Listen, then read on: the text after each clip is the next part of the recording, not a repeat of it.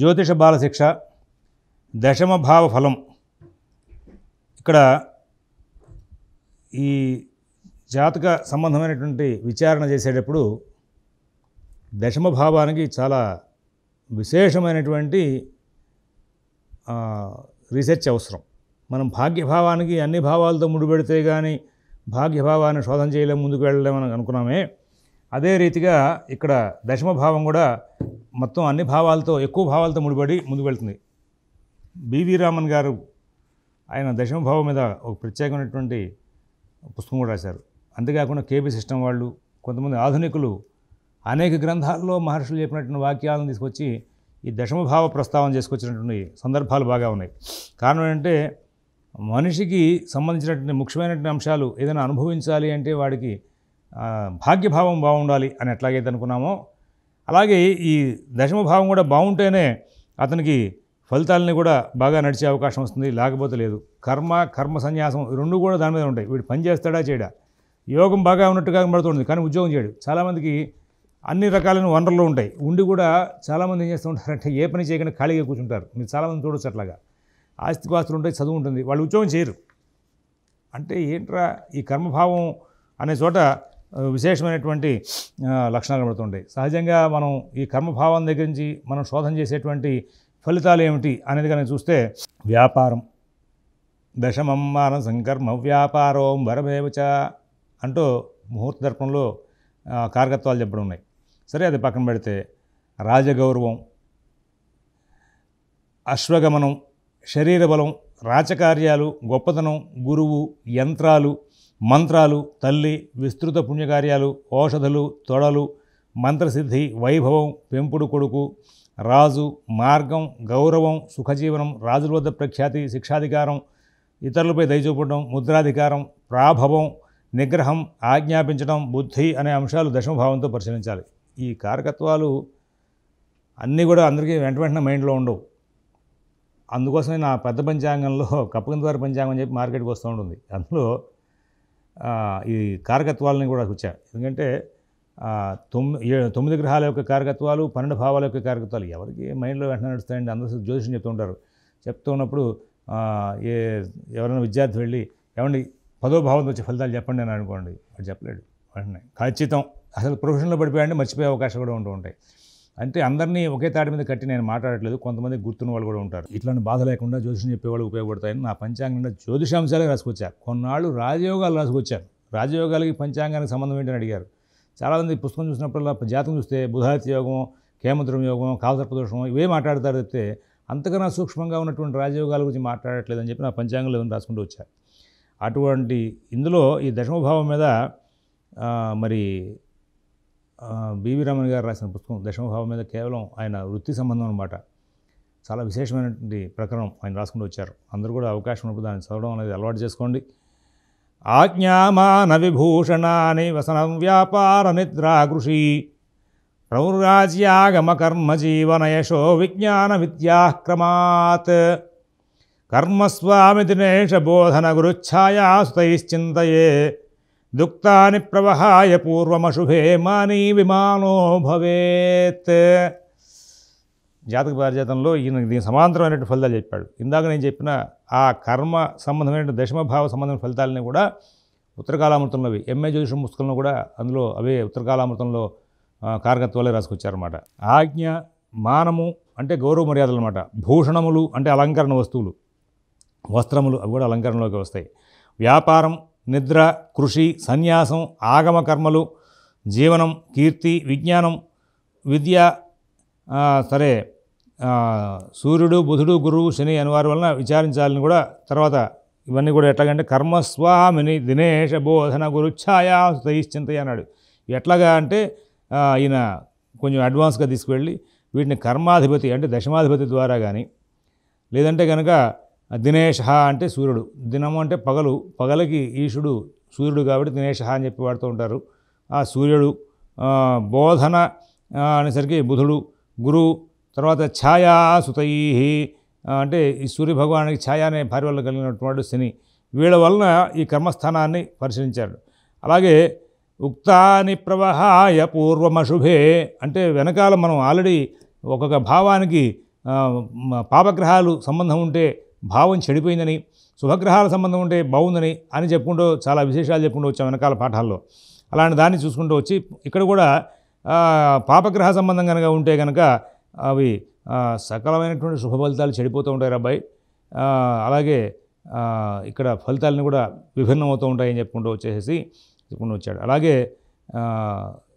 మాని విమానో భవేత్ అంటాడు, అంటే వీడికి గౌరవం లభించదు అని కూడా చెప్పుకుంటూ వస్తాడు. గౌరవ మర్యాదలు ఉండవు, కర్మస్థానంతో సంబంధమై గౌరవ మర్యాదలు.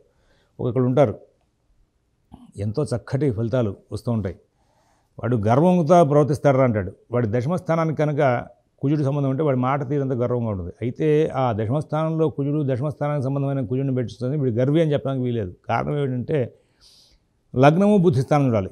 నేను భాగ్యభావంలో ఇతర భావాలను కనుక శోధన చేయకుండా కేవలం భాగ్యభావం చేస్తే ఫలితాలు రావు అని ఎట్లా చెప్పానో, ఇక్కడ ఈ కర్మభావానికి కూడా ఇతర భావాల యొక్క సంయోగాన్ని కనుక మీరు తీసుకురాకుండా కనుక ఫలితాంశాలు చెబుదాము అనేటువంటి ప్రయత్నం చేస్తే మీకు ఫలితాలు సానుకూలమయ్యే అవకాశం లేదు, ఇది గమనించుకోవాలి.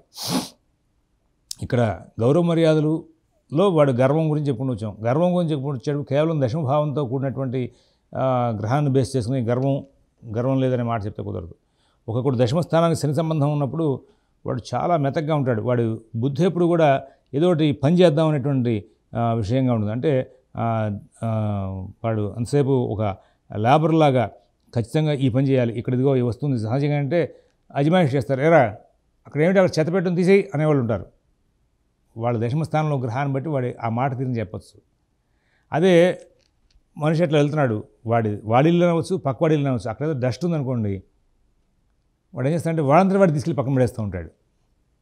ఈ తత్వాన్ని కూడా దశమస్థానంతో ముడిపెట్టి చెప్పచ్చు, దశమస్థానానికి సంబంధమైన గ్రహాల గురించి. ఈయన ఇక్కడ జాతక పారిజాతంలో కర్మస్వామి నిధినేష బోధన గురుఛాయా సుతైశ్చింతయే అన్నాడంటే అక్కడ శనిని చూసి ఆ మాట చెప్పాడంటే ఉత్తిని చెప్పలా, దాంట్లో చాలా దూరంగా ఆలోచించి చెప్పాడు. ఆ ప్రవర్తన అట్లా వస్తుంది. అయితే ఆ దశమస్థానానికి శని ఉన్నాడు కాబట్టి అలా ప్రవర్తించాడు అని కేవలం దాంతో కూడా మనం వెంటనే నిర్ణయం చేయడానికి లేదు. ఆ దశమస్థానంలో వాడి ప్రవర్తన చెప్పేటప్పుడు వాడి ప్రవర్తన సంబంధించిగా లగ్నాన్ని పంచమాన్ని కూడా బేస్ చేసి చెప్పాలి. ఇక్కడ ఒక దశభావం స్టడీ చేయాలంటే మిగతా భావాల యొక్క విజ్ఞానం మీకుంటేనే ప్రతిఫలం కరెక్ట్గా ఇవ్వగలుగుతారు, లేకపోతే ఇక్కడ ఉన్న రిజల్ట్ మాత్రమే ఇవ్వగలుగుతారు. పుస్తకంలో రాసిన కాబట్టి చెప్పేస్తూ ఉంటారు, అది కరెక్ట్ కాదు. మీరు మిగతా భావాలను కూడా కలెక్ట్ చేసి, ఒకవేళ ఇక్కడ దశమంలో కుజుడు ఉన్నాడు, ఆ ఉద్యోగ వ్యాపార విషయాల్లో అభివృద్ధి దాని గురించి చెప్పుకుంటూ వచ్చాడు.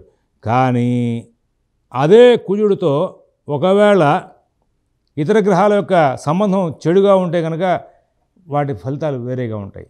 ఇతర గ్రహాల యొక్క సంబంధం బాగుంటే కనుక ఫలితాలు వేరేగా ఉంటాయి. వీటిని నిర్ణయం చేసేది ఎవరు అంటే కేవలం దశమస్థానం ఒకటే కాదు, ఇతర స్థానాలు కూడా మనం చూసుకోవాలి. అలాగే మరి ఒకవేళ రాజగౌరవం ఉన్నాడు ఇందాక చెప్పిన వాటిలో, ఆ రాజగౌరవం కూడా దీంతోనే, వాడికి రాజగౌరవం అంటే పొందే యోగం ఉంటే మళ్ళీ భాగ్యస్థానం బాగుండాలి. కేవలం దశమస్థానానికి గ్రహాలు దశమస్థానంతో ముడిపడిన గ్రహాలు చూసి వీడు రాజుగారి దగ్గర అధికారంలో గౌరవం పొందుతాడు అంటే కుదరదు. వాడికి ఆ రాజయోగం చెప్పడుంది, కానీ మిగతా గ్రహ సంబంధాలు పాడు చేసేవే మంచి చేసేవే చూడాలి. దాంట్లో అసలు ఆ రాజగౌరవాన్ని వీడు అనుభవించడా చూడాలి. చాలామంది రాజుగారి దగ్గర స్థానం సంపాదించి రాజుగారి దగ్గర కూర్చోకుండా బయట పనులు చూసేవాళ్ళు ఎక్కువ మంది ఉంటూ ఉంటారు. వాళ్ళు ఎవరయ్యా అంటే ఇట్లాంటి వాళ్ళే. అక్కడ అసలు రాజగౌరవం అనుభవించే యోగం కంటే నీకు ఉండాలి అంటే కనుక మరి అక్కడ భాగ్యస్థానం కూడా బాగుండాలి. అడిషనల్గా రెండోది రాజుగారి యొక్క గౌరవంతో పాటు అక్కడ ఏమైనా డబ్బులు సంపాదించిన యోగం ఉందా అంటే దానికి ధనస్థానంలో కూడా ఇక్కడ గవర్నమెంట్ అంటే ప్రభుత్వం లేదా ప్రభువు వీళ్ళ ద్వారా డబ్బులు తీసుకునే యోగాలు వస్తున్నాయా లేదా అనేది మనం స్టడీ చేయాల్సి వస్తుంది. రెండోది అక్కడ నష్టపోయాడు రాజగౌరవం, దానికి వ్యయ స్థానంతోనూ అష్టమ స్థానంతో మళ్ళీ ముడిపెట్టి చెప్పుకోవాల్సింది. ఈ అష్టమ షష్ఠ వ్యాధిపతులు ప్రతిభావానికి కూడా సంబంధికులే వాళ్ళు, చుట్టాలన్నమాట, ఆత్మబంధువులు అంటే వాళ్ళని మర్చిపోయి ముందుకెళ్తానంటే కుదరదు. నువ్వు ఏం శోధన చేసినా సరే, ఏ ఫలితాన్ని శోధన చేసినా సరే ఈ షష్టాష్ట వ్యాధిపతుల యొక్క స్పర్శ లేకుండా నువ్వు ముందుకెళ్తానంటే కుదరదు. కానీ ఎస్పెషల్లీ ఈ దశమభావం నవమభావం దగ్గరికి వచ్చేసరికి అందుకోసం వాటి మీద రాజయోగాలు ఎక్కువ చెప్పుకొచ్చారు. వీటిలో నువ్వు ప్రతి అంశం ప్రతి పాయింట్ నీకు కావాల్సిందల్లా ఏంటంటే నువ్వు ఖచ్చితంగా ఇతర భావాలను కూడా శోధన చేసుకుంటూ వెళ్తేనే నీకు పనులు అవుతాయి, లేకపోతే అవ్వ అనే విషయాన్ని గుర్తుపెట్టుకోవాల్సిన పరిస్థితి ఇక్కడ కనబడుతోంది. ఆ తర్వాత శరీర బలం అన్నాడు. దశమస్థానంతో శరీర బలం చెప్పినప్పుడు దశమస్థానంతో శరీర బలం కాకుండా లగ్నం బాగుండాలి. లగ్నం బాగుండి దశమ స్థానం కూడా ఉండి వీడు బలంగా ఉంటాడని చెప్పొచ్చు. మధ్యలో షష్టాధిపతి కనుక వీళ్ళ మీద నెగిటివ్గా ఉన్నాడా ఆరోగ్యం పడే అవకాశం వస్తుంది. ఈ శరీర బలం పుష్టి ఉంది, పుష్టి కోల్పోయాడు అనే విషయాలు చెప్పాల్సిన సందర్భం వచ్చినప్పుడు ఈ యొక్క లగ్న భావాన్ని షష్ఠభావాన్ని కూడా మనం పరిధిలో తీసుకోవాల్సి వస్తుంది. అలాగే రాజకార్యాలు గొప్పతనం ఈ రెండుకి కూడా మరి దశమ స్థానం లాభస్థానంతో ముడిపడింది, అది రెండు చూసుకోవాలి. అలాగే గురువు, ఈ గురువు అనేవాడు నీ యొక్క విద్యా స్థానాన్ని ముడిపెట్టుకుని చెప్పాలి, నీ బుద్ధి స్థానాన్ని ముడిపెట్టుకుని చెప్పాలి, దశమ స్థానాన్ని ముడిపెట్టుకుని చెప్పాలి. ఇక్కడ గురువు దగ్గర నీ ప్రవర్తన కూడా ఈ దశమ స్థానం చెప్పాలి. అలాగే చతుర్థ పంచమాలను బట్టి గురువు దగ్గర గౌరవంగా ఉంటావు, గురువును గౌరవిస్తావు, గురువు ద్వారా మంచి విద్యార్జన చేస్తావు, మంచి ఫలితాలతో ముందుకు వెళ్తామని చెప్పాలంటే కూడా ఇక్కడ దశమం ప్లస్ చతుర్థ పంచమాలు చెప్పుకుంటూ వచ్చి ఆ తర్వాత అసలు నీకు విద్యాయోగమే లేకపోతే గురువుతో పనే ఉంది, ఇంకా నీకు విద్యాయోగమే లేదు. ఇక కొంతమంది మంత్రోపాసన తీసుకుంటుంటారు గురువు దగ్గర. ఆ గురువు దగ్గర ఆ మంత్రశాస్త్రం గొప్పదైనటువంటి మంత్రశాస్త్రం, అది ఆ గొప్పదైనటువంటి మంత్రశాస్త్రం మొత్తాన్ని అధ్యయనం చేసేటువంటి యోగం ఉంది అంటే కానీ నీ జాతకంలో గురుస్థానం బాగుంది అంటే కానీ ఇక్కడ ఉపదేశం చేసేవాడు మంచివాడు వస్తాడు. దశమస్థానం బాగుండాలి, ఎందుకంటే కర్మ నడవడి. నీకు విద్య వచ్చింది, నీ నడవడి బాలేదు, ఈ విద్యాస్థానానికి కర్మకి ముడిపెడితేనే నీకు విద్యతో గౌరవంగా ఉంటావా, విద్య చదివినప్పటికీ కూడా గౌరవంగా లేకుండా ఉంటావా, ఎక్కడ పడితే అక్కడ ఇష్టం వచ్చినట్టు ప్రవర్తిస్తావా అనేటువంటి అంశాలు చెప్పడానికి ఆ యొక్క దశమ స్థానంతో పాటు చతుర్థ స్థానాన్ని పంచమ స్థానాన్ని కూడా చూస్తూ ఉంటారు మన వాళ్ళు. ఇలాగా ఒక విద్యా వ్యాసంగానికి వచ్చేసరికి ఆ గురువుని బేస్ చేసుకుని విద్య చతుర్థం చెప్తే దానికి సంబంధించిన గురువుని మాత్రం దశమని చెప్పాలి. రెండోది ఏంటంటే వాగ్విత్త ఆస్తిక పోషకత్వనక అంటూ ద్వితీయ సంబంధమైనటువంటి కారకత్వాలు చెప్పుకొచ్చాడు కాలామృతంలో. అక్కడ చెప్పేటప్పుడు అక్కడ విద్యాస్థానాన్ని చెప్పుకుంటూ వచ్చాడు.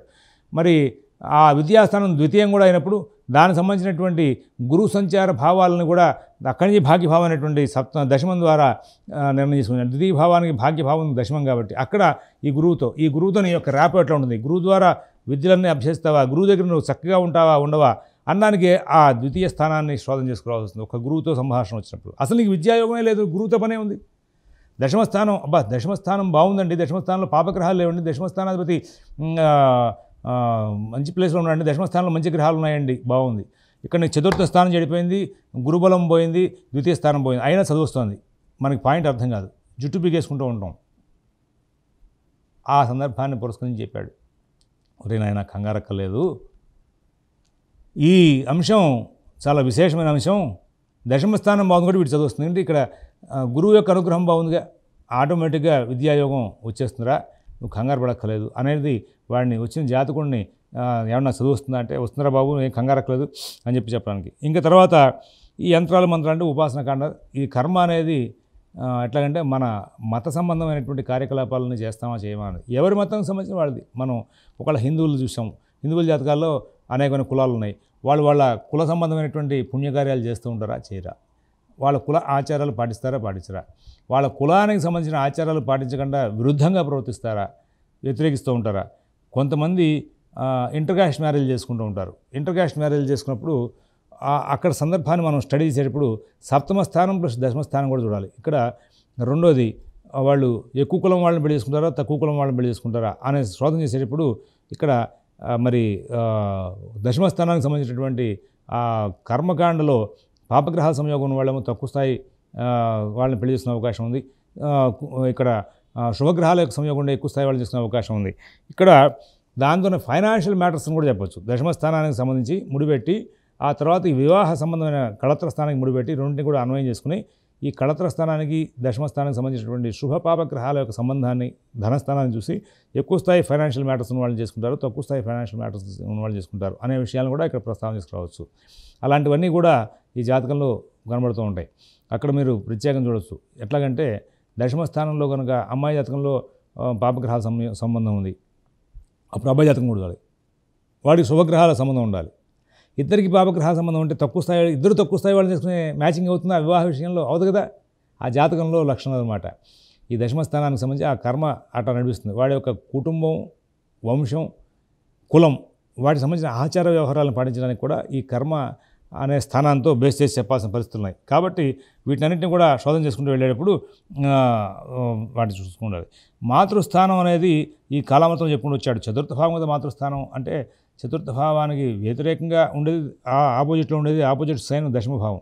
ఇక్కడి నుంచి కూడా తల్లి యొక్క విశేషాలు చెప్పుకుంటూ వచ్చాడు. ఇది వరుస క్రమంలో మన దాని ఫలితాలు వస్తాయి. అలాగే ఈ పుణ్యకార్యాలు, ఓషధులు అంటే పుణ్యస్థానం నవమైనప్పటికీ కూడా దానికి సంబంధించినటువంటి కర్మకాండ అంతా కూడా దశమం ద్వారా చెప్పాల్సి వస్తుంది. అసలు వీడు కర్మని మొత్తాన్ని వదిలేస్తాడయ్యా, ఉపాసన చేస్తాడు, ఉపాసన సిద్ధి పొందుతాడు, ఉపాసన వదిలేస్తాడు. ఇవన్నీ కూడా మళ్ళీ దశమభావంతోనే చెప్పాలి. అలాగే వీడు అలంకరణ వస్తువులు, వాడు వైభోగంగా ఉంటాడు, వాడు చక్క రాజసంగా ఉంటాడు, మంచి వస్త్రాలు ధరిస్తాడు, మంచి నగలు ధరిస్తాడు. నగలు సంపాదిస్తాడేమో ద్వితీయం ద్వారా లాభస్థానం ద్వారా చెప్తాం. అసలు వాటిని అనుభవిస్తాడు, చక్కగా వీటిని ఎక్కువగా ధరిస్తూ ఉంటాడు అనడానికేమో ఈ నవభావం దశమభావం రెండింటి ద్వారా కూడా చెప్పచ్చు. నవభావంలో బాగున్నప్పటికీ కూడా వాడు భోగభాగ్యాలు అనుభవించే యోగం ఉంది కాబట్టి ఉంటాయి. కొంతమంది భోగభాగ్యాలు అనుభవించే సందర్భంలో భాగంగా సంపాదించి బీరువాళ్ళు నిండా పెట్టుకుని చూసుకుంటూ కూర్చుంటారు, ధరించరు. కానీ ఈ ధరిస్తాడు, వీడు బంగారు వస్తువులు తయారు చేసుకుని ధరిస్తాడు అని చెప్పాలంటే మాత్రం దశమ స్థానం యొక్క ఫలితాలు మనం చూసుకుంటూ ఉండాలి. అలాగే రాజుగారి దగ్గర గౌరవం పొందాడు, రాజుగారి దగ్గర శిక్ష పొందాడు, వాటిని కూడా మనం దశమస్థానం చెప్పాలి. ఈ విధంగా ఈ దశమస్థానంతో అనేకమైన అంశాలను చెప్పుకుని వచ్చాడు. అందుకోసం ఈయన విద్యా సంబంధంగానే, విద్యని సంబంధించిన గురువు సంబంధంగానే చెప్పడానికి కర్మస్వామిని దినేశ బోధన గురు ఛాయాసుదయశ్చింతయ్య అని చెప్పుకుంటూ వచ్చాడు. ఆగమ కర్మలన్నీ కూడా దేవాలయ సంబంధమైనటువంటి విషయాలు చెప్తూ ఉంటాయి. పుణ్యాలు, పుణ్య సంబంధమైన విషయాలు ఇవే చెప్తూ ఉంటాయి. అందుకోసమే ఈ ఆగమ సంబంధమైన కర్మలు అనే పేరుతో కూడా దశమస్థానాన్ని చూడమన్నాడు. అక్కడ పుణ్యకార్యాలు చేసే లక్షణం ఉంటేనే ఏమైనా వస్తారా, లేకపోతే రావురా బాబు అని. కాబట్టి వీటన్నింటినీ కూడా మనం చూసుకునే ముందుకు వెళ్ళొచ్చు. ఈ దశమభావం మీద రెండో ఎపిసోడ్లో రేపు కలుసుకుందాం. స్వస్తి.